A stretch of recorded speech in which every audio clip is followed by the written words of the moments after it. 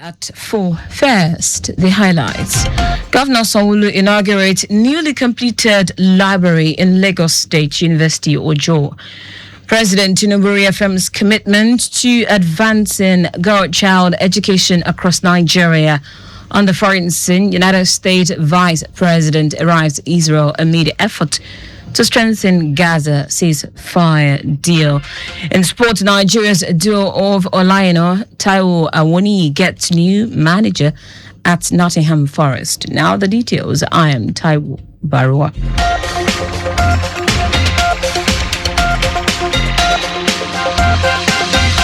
Lagos State Governor Babajide Sanwo-Olu has inaugurated the newly completed library in Lagos State University, Ojo, named after him. In his keynote address, Governor Sanwo-Olu, who is also a visitor to the institution, said LASU has grown as a citadel of excellence and beacon of progress, and expressed his administration's commitment to intellectual empowerment. But this administration had said under its team's agenda that education and technology, a twin engine of development, will continue to drive the purpose of our administration. That will not leave structures to decay, but will ensure that will bring life to everything. And so in the last 6 years, we have committed more resources than had ever been done to bring this project to completion. We're happy for what LASU is, for what we're doing with our educational sector. In his remarks, Minister for Education Tunji Alausa, who commended the Sanwo-Olu administration for constant investment in human capital development, described education as an engine for national growth, noting that the library will enhance access to extensive digital resources, creativity, critical thinking, innovation, research for educational advancement. The success of Babajide Olushola Sanwo-Olu Library Complex is a testament to the Lagos State government dedication to educational development, empowering our youth, strengthening institutions, and building a knowledge-based economy through consistent investment in educational infrastructure, setting a model for other states in Nigeria to. Earlier, the Vice-Chancellor of LASU, Ibiyemi Olatunji Bello, celebrated the new milestone in the institution and commended the governor's support towards the growth of the university, confirming that the Babajide Sanwo-Olu Library Complex is the biggest in any university in West Africa. To God's perfect timing and the enduring spirit of continuity in public service, Mr. Governor, this library adds to the catalogue of remarkable infrastructural developments recorded by this university under your visionary leadership. The librarian Obaomi Makinde described the Babajide Sanwo-Olu Library as another milestone in the history of intellectual knowledge, noting that with earnest technology, creativity, and human expertise, the library will be maximally utilized. Our correspondent Adiola Kendele reports that Governor Sanwo-Olu was honored by the Student Union alongside the Vice-Chancellor Ibiyemi Olatunji Bello. The Lagos State Land Bureau has reiterated its commitment to transparency, accountability, and improved service delivery in land administration as it hosted members of the Nigerian Bar Association NBA Ikeja branch on a courtesy visit to discuss areas of mutual collaboration. The delegation led by Olumide Oniyire visited the Bureau to express concerns about bureaucratic bottlenecks experienced during land documentation and explore ways to enhance efficiency and turnaround time in service delivery. Permanent Secretary Land Bureau Kamar Olowoshago explained that the Bureau had introduced a monthly regulatory clinic aimed at addressing issues related to land matters, improving internal business process, and obtaining valuable feedbacks from applicants and stakeholders. Olowoshago reaffirmed the Bureau's zero-tolerance policy towards corruption, emphasizing that proactive measures are being taken to ensure a more transparent, responsive, and technology-driven documentation system. He explained that the Bureau would, in the coming days, pay a sensitization visit to the NBA Ikeja branch as part of its ongoing stakeholder engagement initiative. And now to the rest of the stories. Vice President Kashim Shettima has reaffirmed President Bola Tinubu's commitment to advancing girl-child education across Nigeria, emphasizing the administration's focus on inclusive learning and nutrition for all children.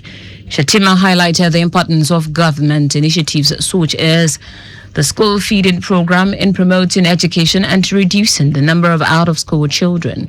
Speaking during a meeting with a delegation from Plan International led by its Director of Program Quality and Innovation, Helen Ediang, the Vice President also invited a teenage girl, Joy Oga, to symbolically take over his seat as one-day Vice President and advocate for the girl child. Shettima also praised the wife of the President, Oluremi Tinubu, describing her as a symbol of how a properly empowered and supported girl child can blossom into a great leader.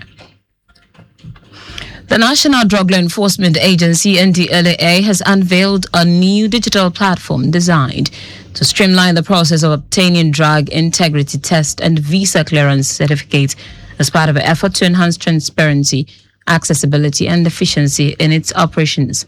The platform was launched in Abuja by the NDLEA chairman, Mohammed Marwa, who described the initiative as a paradigm shift in the fight against the scourge of substance abuse and illicit drug trafficking. Marwa said the online system aligns with President Bola Tinubu's renewed hope agenda and reflects NDLEA's balanced approach to drug control, focusing on both supply and demand reduction. He said applicants can now log on the NDLEA website to create an account, book appointment, and complete their applications without visiting NDLEA offices. The Lagos State chapter of the All Progressives Congress APC has expressed concern over what it described as the lack of cohesion and direction within Nigeria's opposition parties as the country moves towards the 2027 general elections. In a statement, the party's Lagos spokesperson, Seyi Oladejo, said the opposition has failed to play its traditional role of providing constructive criticism, credible policy alternatives, and ideological balance in the nation's democratic space. Oladejo, who noted that democracy thrives in the strength and quality of its opposition, accused opposition figures of abandoning ideology for personal ambition and opportunism.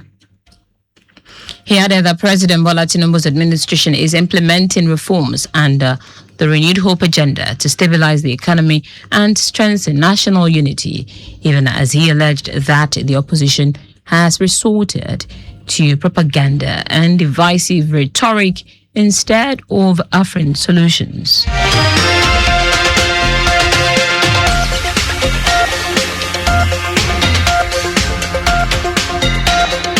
In foreign news now, United States Vice President James Vance has arrived in Israel as part of Trump administration's effort to strengthen the Gaza ceasefire agreement. Vance is expected to push the Israeli Prime Minister Benjamin Netanyahu to start negotiation on long-term issues for a permanent end to the war with Hamas.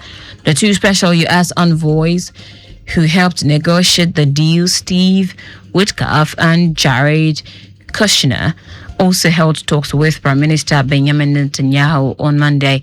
U.S. President Donald Trump insisted that the ceasefire was still on track, but also warned Hamas that it would be eradicated if it violated the deal. Israel has previously said it would not join such talks until Hamas has returned all the deceased hostages it has been holding. Vance, Witkoff, and Kushner are also attempting to ensure the ceasefire deal, which is based on the fact that the first phase of the peace plan does not collapse first. In sport now, Nigeria internationals Olaino and Taiwo Baruwa will now work under new manager Sean Dyche at Nottingham Forest. Forest announced the appointment of Dyke in a statement on Tuesday. The former Burnley and Everton manager replaced Postecoglou as a former Forest youth player who lives locally. Dyke also has a deep understanding of the values and pride of Forest and its supporters. His appointment represents the best opportunity for a successful and competitive season across both domestic and European competitions.